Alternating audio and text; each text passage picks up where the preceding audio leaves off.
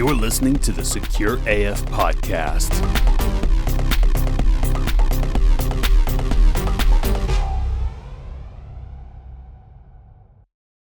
Welcome to another episode of the Secure AF podcast. On today's episode, we are going to be talking about recent breaches, data leaks that are in the news, kind of looking at some of the fact and fiction, trying to separate the myth from reality. So I'm sitting here right now with our principal security engineer, Tanner. Yeah, thanks for having me. And so today we're going to be talking about with you the Scattered Spider group. And so can you walk us through who Scattered Spider is and what makes them stand out from other cyber criminal groups? Sure, yeah. So Scattered Spider has been showing up in the news recently. The FBI has stated that they are going after airlines, which is an interesting thing about them. They're super interesting. We'll get into it a little bit, but I mean, they're a financially motivated group, like a lot of ransomware groups are. Although they're not a ransomware group per se. They have done some ransomware, but it's not their MO. Um, they primarily operate out of North America. Almost all of their targeting is done out of North America. What makes them stand out is their operational maturity in social engineering. They're very, very experienced in social engineering. And some of these attacks are unique with them. They do a lot of vishing, a lot of calls, and they don't really have any accents. They sound like native English speakers. They have a mastery of the English language as an American, a United States person would, or maybe a Canadian, somebody from English-speaking North America. So it's kind of suggesting that they may be out of North America, which is very unusual because most of the threat actors we see are based out of Eastern Europe or some Asian countries or sometimes some Caribbean countries, but very rarely do we actually find North American-based threat actors. So it's super interesting to me on that aspect. Um, they're known for impersonating employees. So they do a lot of calling help desk, pretending to be, an employee who needs something reset. Any kind of publicly available lines. They do a lot of calling and emailing and targeting those lines for initial access. So they're known for being super confident, just like any experienced social engineer person would, kind of like we aim for on these calls. And they've been really successful at it. They've hit telecom, tech, hospitality, and now apparently airlines is what they're targeting. So they blend a lot of their tactics with other groups too. They've worked with Alpha V to actually do ransomware, as I mentioned before. It's not what they always do, but they have worked with them. So they almost act like an APT or an advanced persistent threat. And then they rope in a lot of these financial aspects like fraud and ransomware and things like that. So they're really unique in that aspect. Right. So what do you think they're targeting airlines now? Why airlines? I guess maybe just a bit of an untapped market. I mean, we know there has been some breaches that go on airlines. It's also possible that maybe one of them has some insider knowledge on it. Maybe they know, maybe they've worked in airlines and they know their way around the system, some of the unique things about them. Really, it's just speculation on my part. I haven't seen anything that would indicate why. But if I were to pick a target, as somebody who's an attacker, I would like to go after things that I have familiarity in. So I could speak the internal lingo, be a little bit more convincing. In a former life, I did HVAC, and I could probably convince HVAC people that I was an HVAC person, just because I have that. If I were to call airlines, I'm gonna have to do a lot of research on what the things to say and do, and the little intricacies of it are. It's also possible that they just noticed, hey, these guys have poor security and started Right. exploiting that. Right. So really, it's speculation, but those kind of some guesses on my part. Okay. So you mentioned social engineering. That seems to be their weapon of choice. They're very effective with it. So I hear that they've also they're bypassing multi-factor authentication. Mhm. So how are they doing that? And what does that say about current cybersecurity practices? So yeah, they've really turned social engineering into like their full blown threat vector. It seems like that's where all their breaches are coming from. I've not really heard of any that aren't from it. Uh, Not to say that there aren't any, but not that we're really aware of. Um, so they're calling a lot of IT help desk, pretending to be real employees. They're doing a lot of pretexting. So they're getting the org chart, finding out who's who reports to who, what they do, all their information about those people that would help them convince to be them. As far as MFA, there's several techniques that we've already seen them use. One of them is actually sort of I want to call it a dying technique. Maybe it's not. SIM swapping, where we could do a whole talk on SIM swapping, Yeah. but they are getting a phone number to be switched to their phone, or they're cloning, where they will, whenever you get your text message for MFA, they're able to get that on their phone, and then they can use that to log in because they're actually getting the MFA code.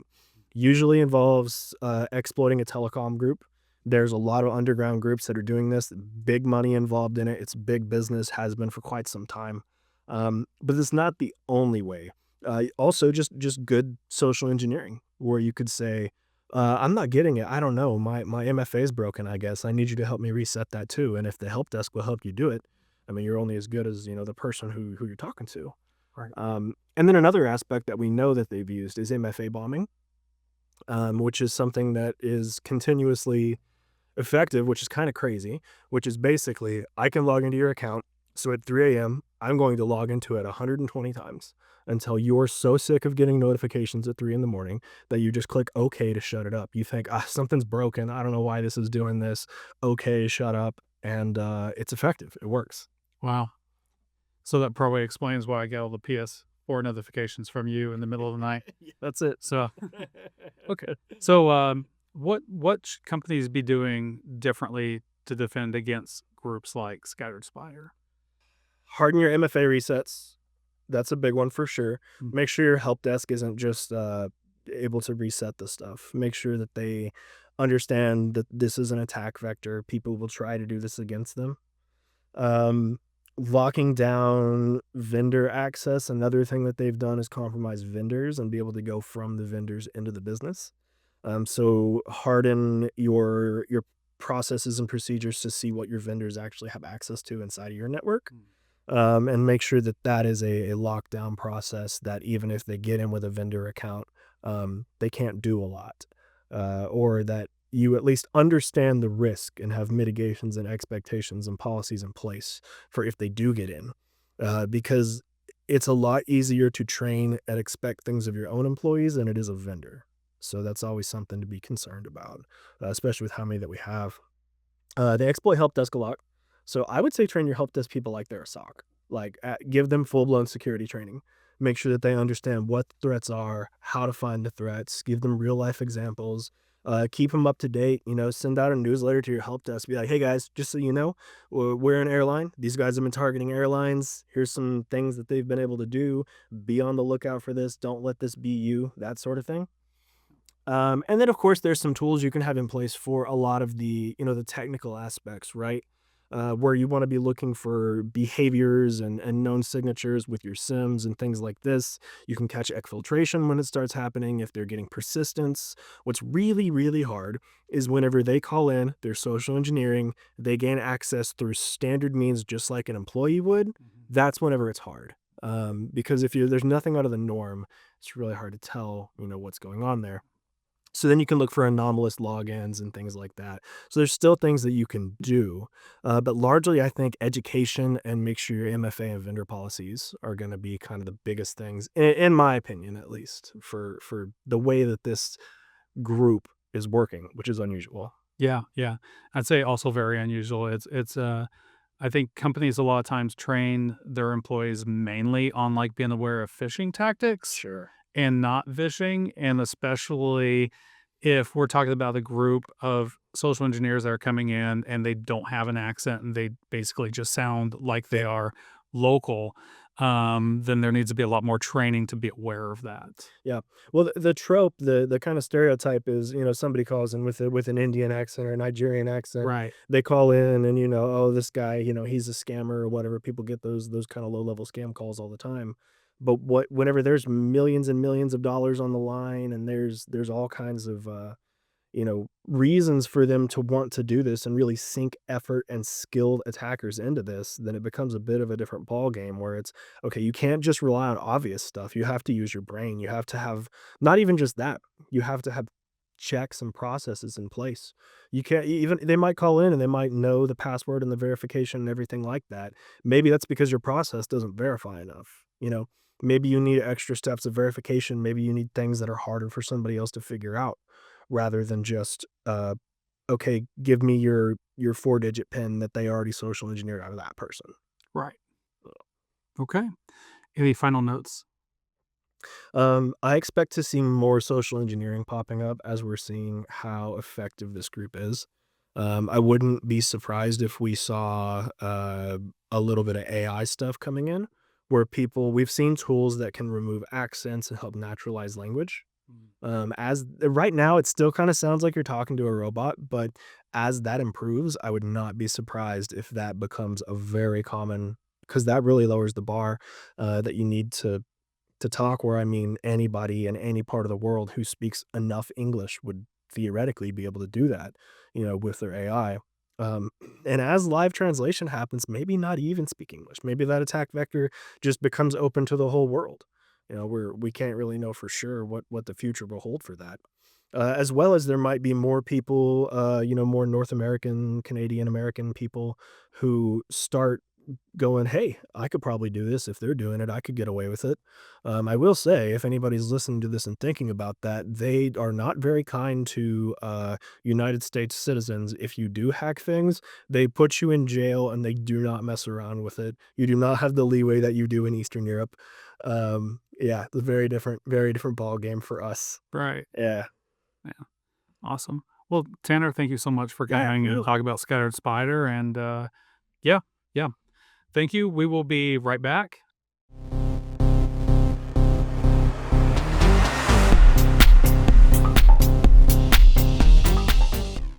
Welcome back to the Secure AF podcast. I'm sitting here now with our SOC analyst, Dax. Thanks for having me, Will. Thank you, Dax. So we've been talking about recent data breaches, leaks that are in the news, kind of looking at some of the fact versus fiction, a lot of those. So there's been a lot of buzz around over the last few weeks about this so-called 16 billion password breach. Can you walk us through what was initially reported? Yeah, so back in June, which was not that long ago at all, we got reports, or a lot of people got reports, and news started buzzing around this alleged 16 billion passwords that were breached. It would have been the biggest password breach in the whole world. I mean, they were saying things like Google, Apple, Facebook, etc. They were all supposedly breached, and it was billions upon billions of unique credentials and leaked information with the websites, usernames, passwords, all that kind of information, just heaps of it. That's kind of what was being reported on back in June. Okay. And so that the story caught attention really quickly because of just the sheer number Absolutely, it of would have been the passwords, biggest one. the biggest breach in history. Yes. So, what did cybersecurity experts, what did we find out when we looked at this a little bit closer? Well, of course, everybody was freaking out after they saw like 16 billion passwords. Is my password in there? Is your password in there? That's a lot. So we obviously looked into it pretty quickly, and as we got deeper into it, it's a lot of duplicate data. I mean, it's going to happen in 16 billion lines of text. There's a lot of duplicate data that was inflating the numbers.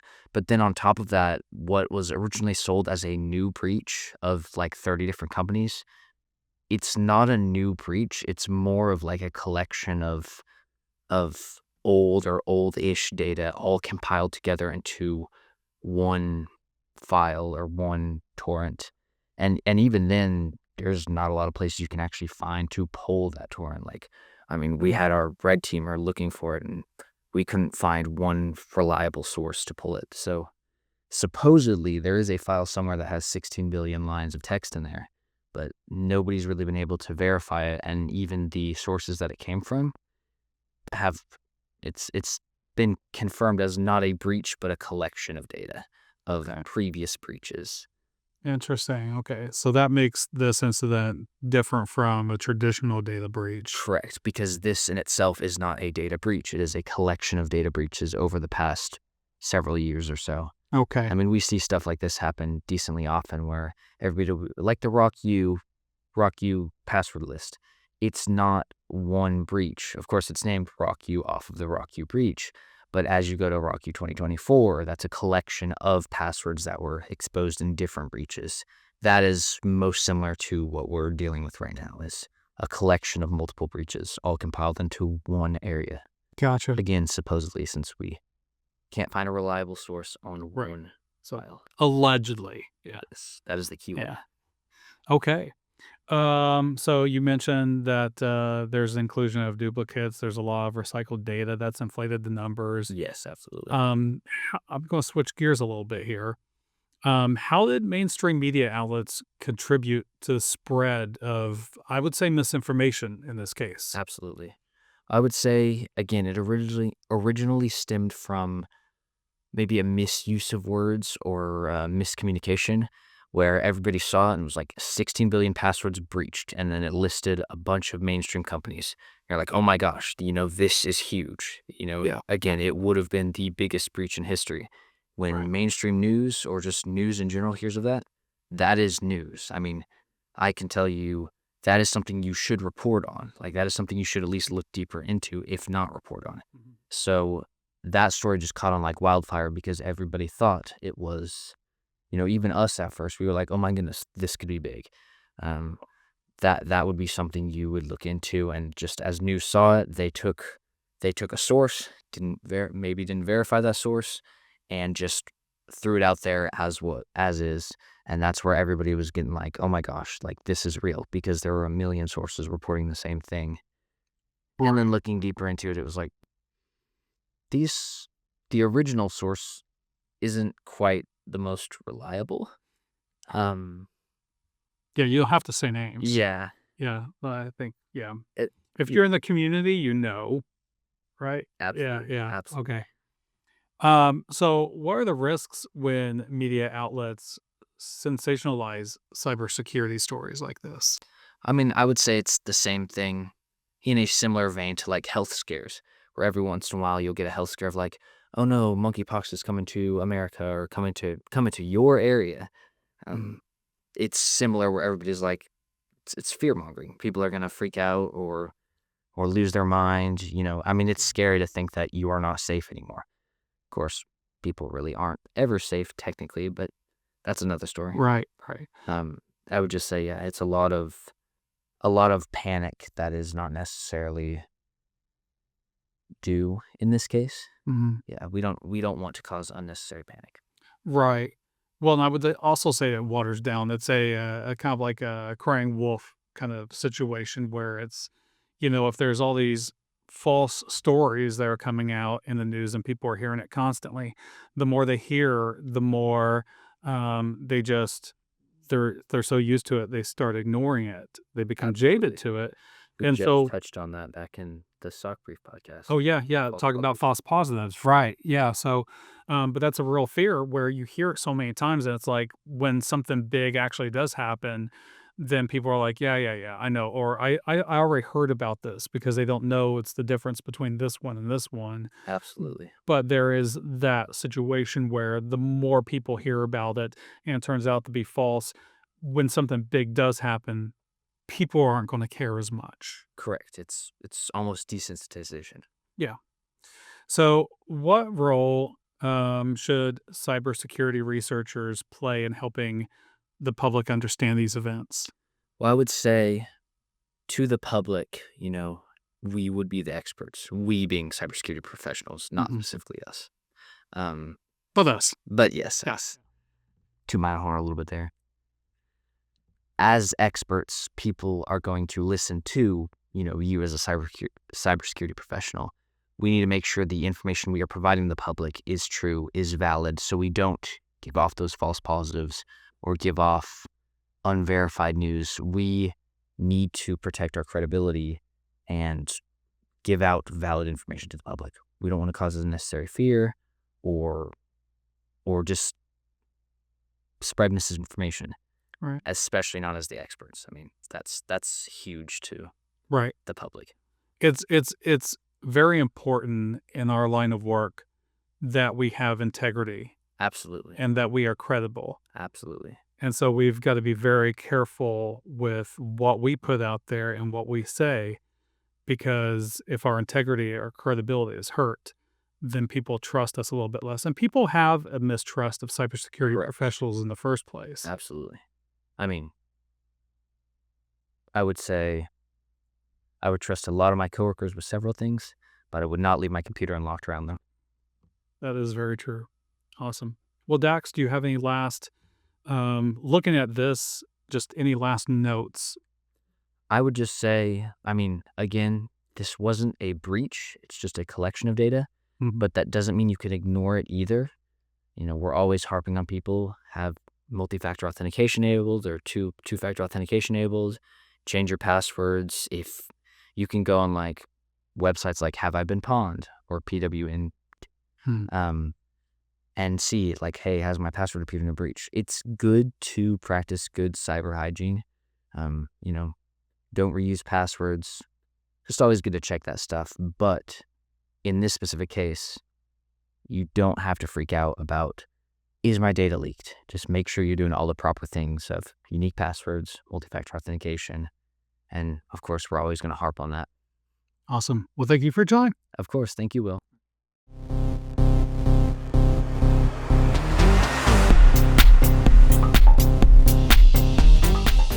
I'm here with our security engineer lead, Andrew Hickman. Howdy.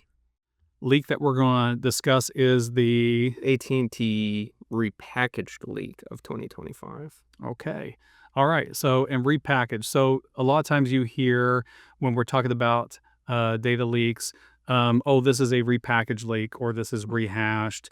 What are the difference between those two words? Is there a difference? Yeah, the main thing with like the repackaging is that we see is it may be two different sets of data that have been combined. So the initial leak may have had things like social security numbers and names, while there's another set of data that they then correlate, put together, repackage, and that second set of data may have things like names and birthdates.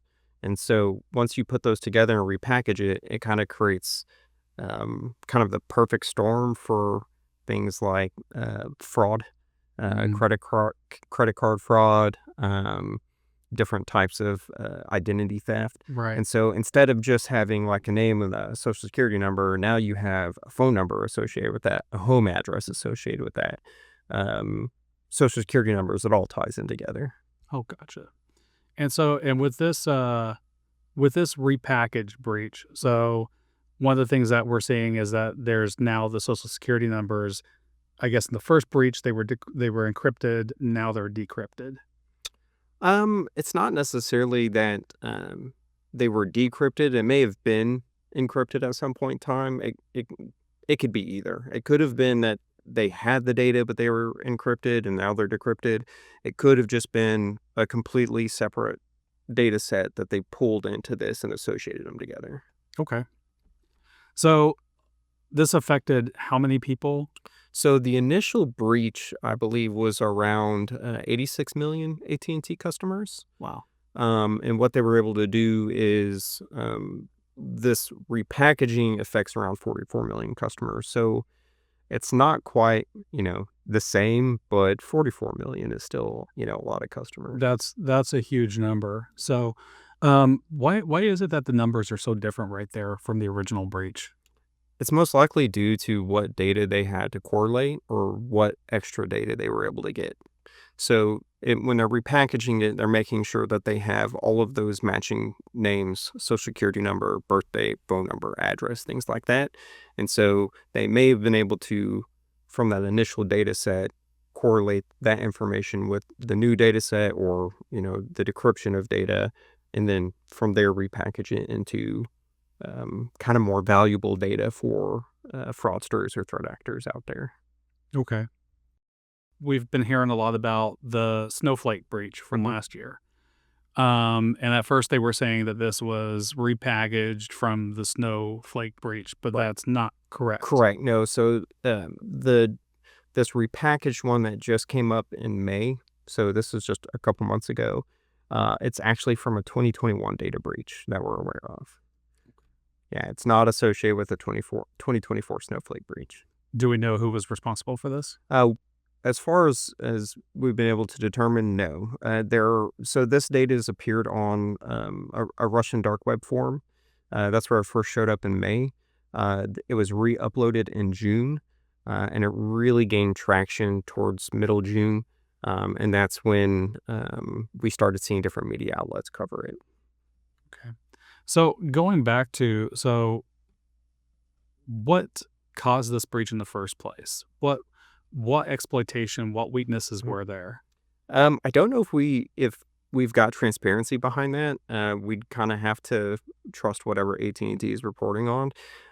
It likely happened from exploited weaknesses in AT&T's either systems or vendors, but that would be speculation. Um, really, it hit U.S. customers the hardest. It kind of has a global effect there, um, but what actually caused it, kind of up in the air. Okay. So we already talked about what this means.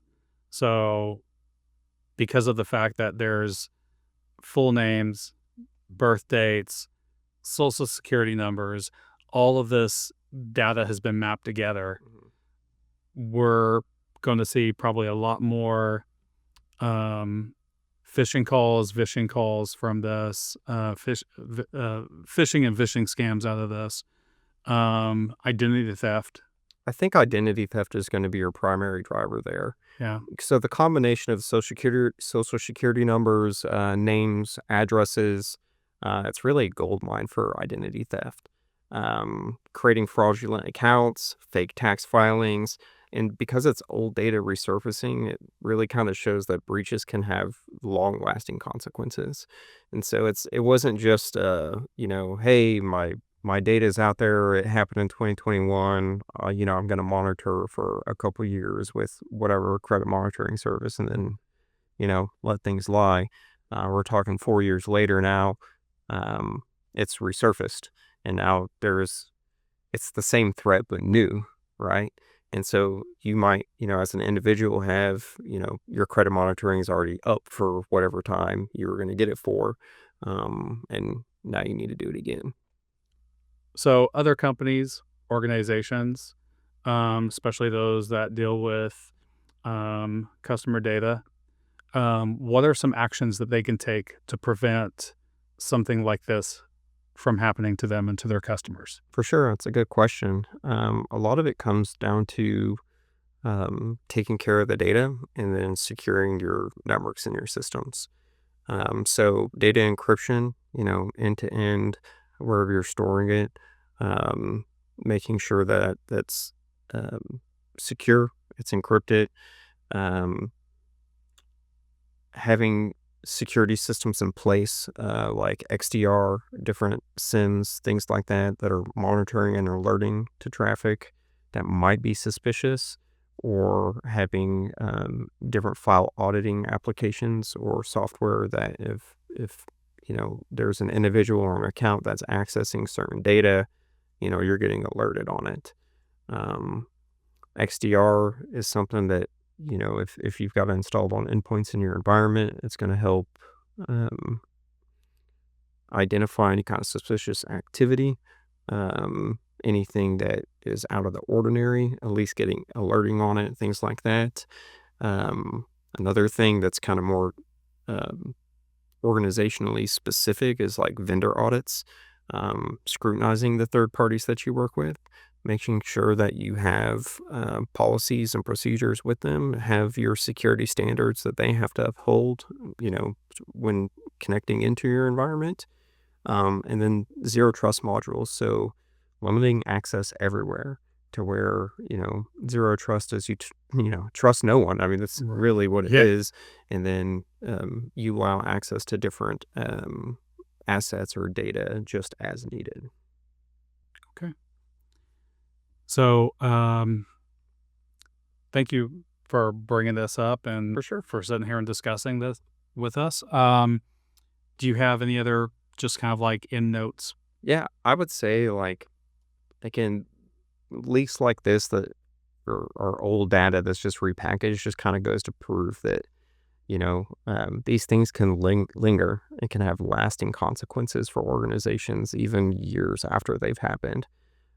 So prioritizing your security, encryption, audits, and things like that, they work at the end of the day.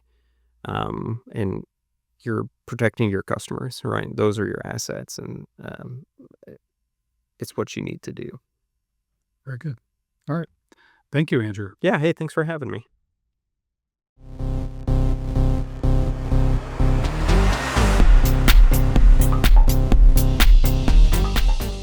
And welcome back to the Secure AF podcast. I'm sitting here with Andrew Peters, security engineer too. And we're continuing our talk about the fact and fiction, the mythos of some of the data breaches that we're seeing in recent days, in the last couple of weeks. So let's set the stage. Can you give us a quick overview of what Episource does and its role in the healthcare ecosystem?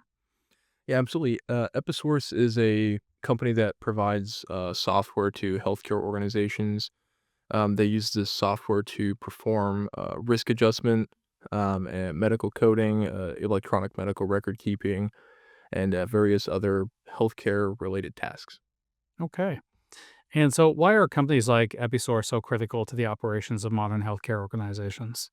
Well, pretty much every modern healthcare organization is going to need some sort of way to keep and maintain electronic medical records and coding information. And Episource is just one of the many solutions out there that exists that healthcare organizations use for that. Okay. So recently, and we're talking about Episource because they've been the headlines due to a significant data breach. So what do we know so far about what happened? Well, right now we know that between January 27th and February 6th of this year, they were accessed by unauthorized intruder into their environment that was able to exfiltrate data.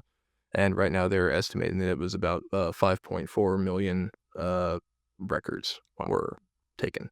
5.4 million records. So how does this breach compare to others that we've seen in 2025, especially in terms of scale and impact?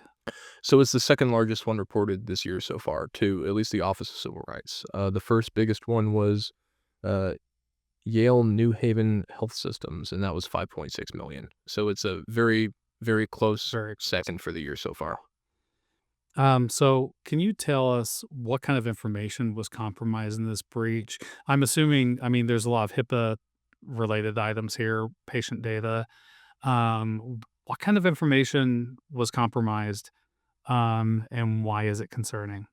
So according to Episource, looks like names, contact information, insurance information, other types of healthcare records, and even potentially date of birth and social security numbers were compromised.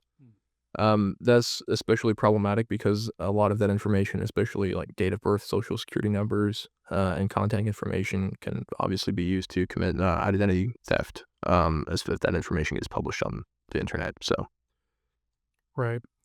And so, yeah, and this is the second time that we've seen, just in this episode, that we've talked about social security numbers that have been compromised, and date of birth, names, addresses, all of the things that threat actors would use for identity theft. So can you tell us how transparent has Episource been with the public and with regulators about this breach? um, I've seen organizations be less transparent. Obviously, they're going to withhold some details about exactly what happened and what the nature of the breach was. Maybe we'll learn a little bit more about that in the future.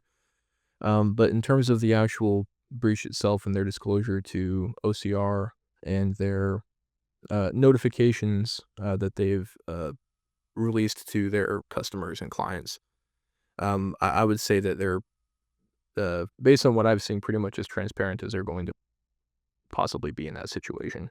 Yeah. With their legal. Right, right. So I've seen that. I mean, they're talking about it. They're admitting it happened, Yeah.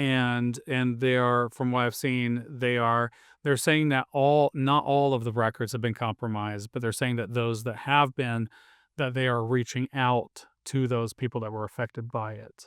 Yes, according to Episource, they did say that not all of their records have been compromised. It was just a portion of them.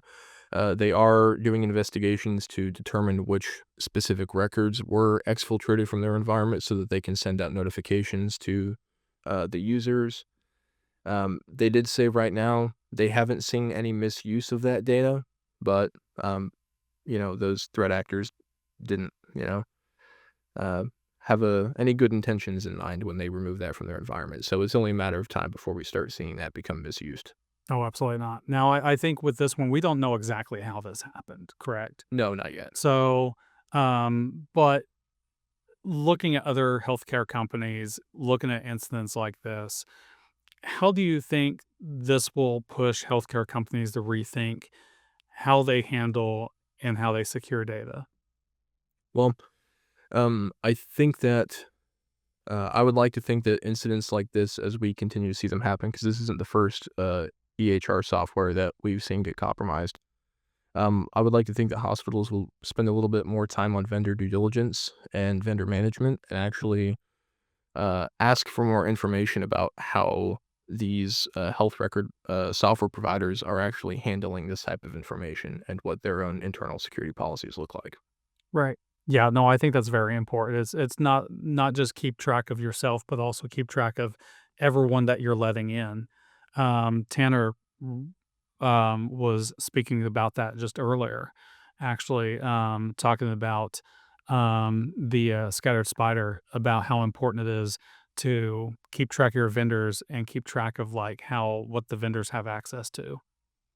Um, so very good. So one last question. So um, what lessons do you think other organizations can learn from the Episource breach? Well, once again, unfortunately, they probably won't, but invest in security. I know for a lot of organizations, especially hospitals, cybersecurity is just a giant money sink for them, or so that's what they think, because they don't ever see a tangible return on investment. They spend a bunch of money on paying salaries of security professionals and buying a bunch of software, but until there's actually an incident that is prevented by that, they never actually see any return from that. So, as a result, a lot of the security teams for healthcare organizations don't get the funding that they need Mm. to operate efficiently. So, I would hope that hospitals will continue to increase the funding and training for their cybersecurity teams to do their best to make sure this doesn't keep happening in the future. Agreed. Agreed. Well, Peters, thank you so much for being on the show, Thank you. and we'll see you next time.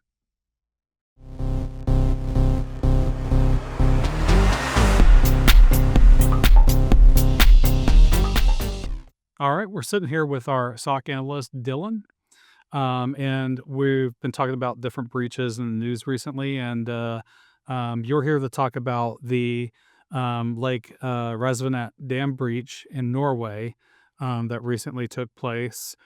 And this was sort of a wake-up call. Could you walk us through what happened and why it matters for ICS, industrial control systems, security today? Yeah, so what had basically happened is a hacker got access from outside to their industrial control systems, and they increased the water pressure of the dam well above the riverbed's threshold.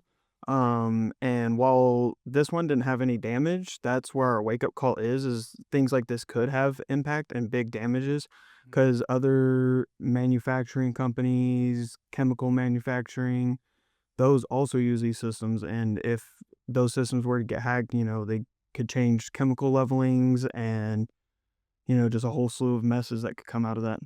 Right. So you mentioned they increased the pressure, but not enough to actually do any damage.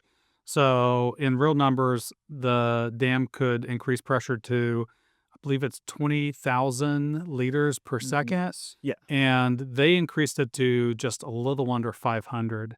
So to you, does this feel like a proof of concept attack?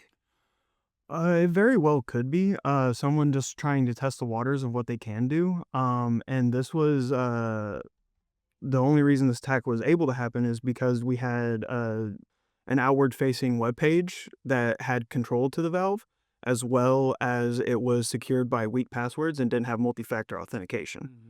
And those are a pretty big deal. And that's why we stress a lot that you need to have multi-factor authentication and stronger passwords. Absolutely.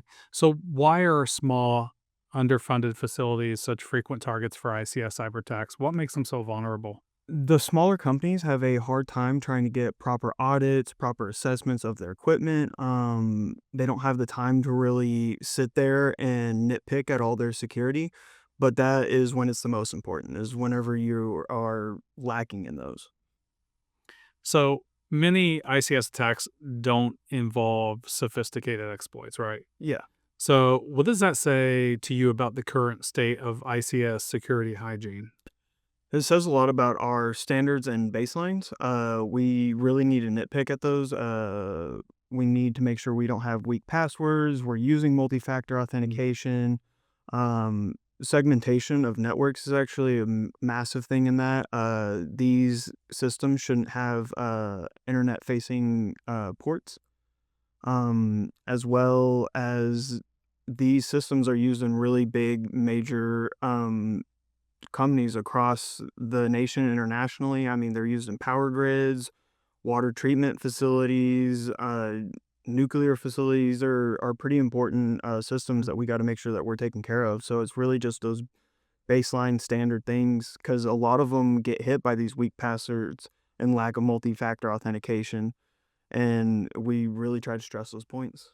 Right. Yeah, especially the MFA. Yeah, MFA is Always, huge. always MFA. It's always MFA. And I hear so many people complaining about MFA, but it's so important. I mean, you got to make sure you know who's getting into your systems. Right. So how's the convergence of IT and OT environments expand the attack surface, and what can organizations do to manage the risk? IT and OT expanding together, it increases the attack surface because it gives a lot more systems that weren't made to be on networks, access to networks. So having those systems that don't have the intention of being there on the network means that they didn't have the security built in.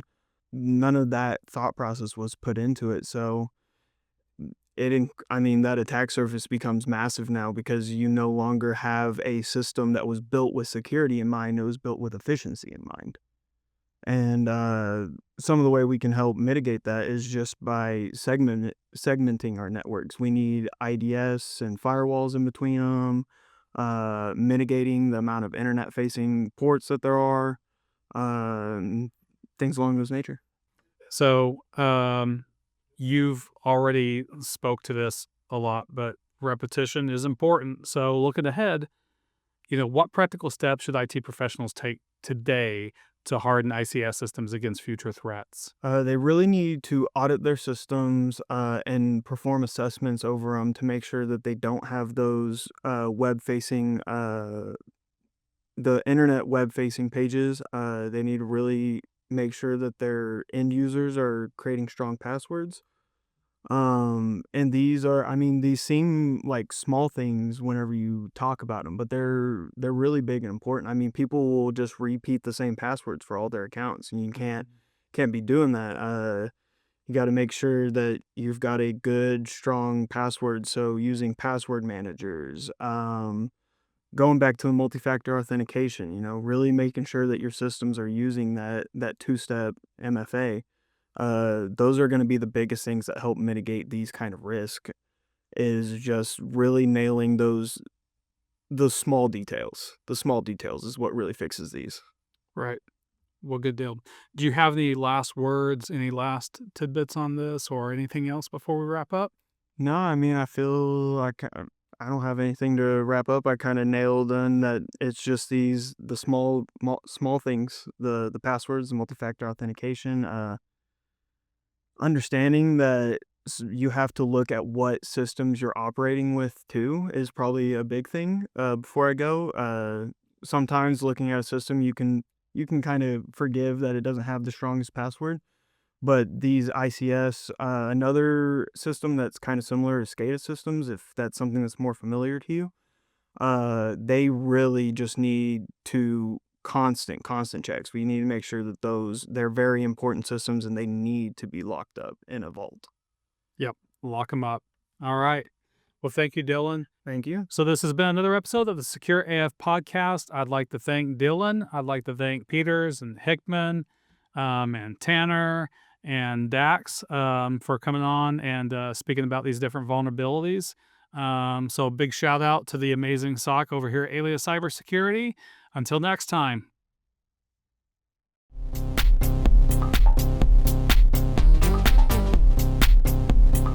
The Secure AF Podcast is a production of Alias Cybersecurity. Visit us online at aliascybersecurity.com. All rights reserved.